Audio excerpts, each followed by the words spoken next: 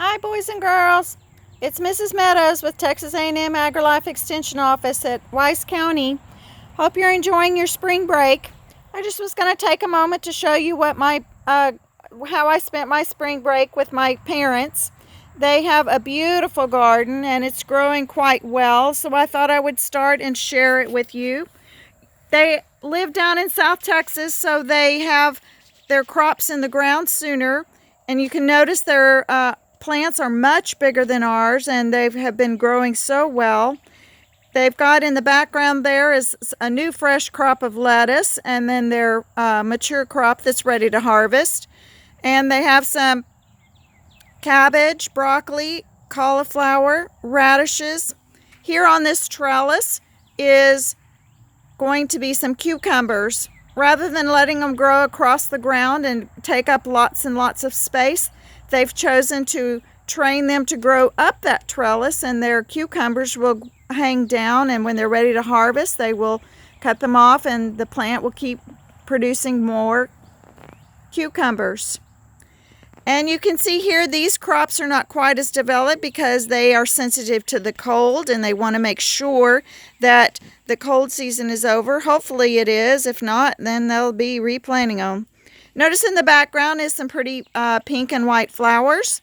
Those flowers are to encourage the bees to come to their garden so that they can pollinate the flowers on all of the vegetables. Here we have some tomatoes.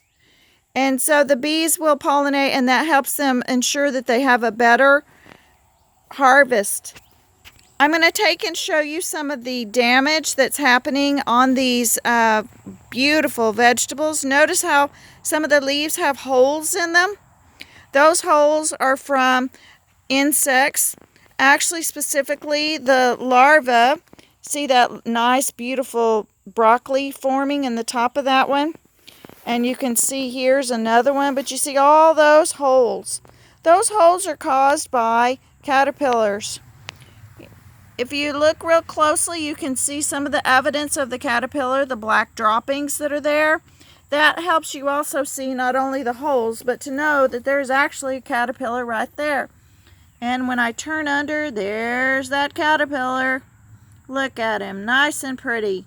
But we don't want our caterpillars in our gardens chewing up our plants. So we're going to have to take care of that with some chemicals.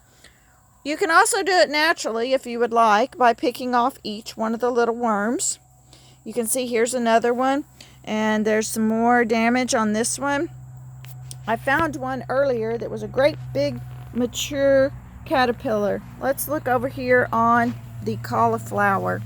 You can see all of the evidence of the worm down in there, and that there's some more evidence of the worm.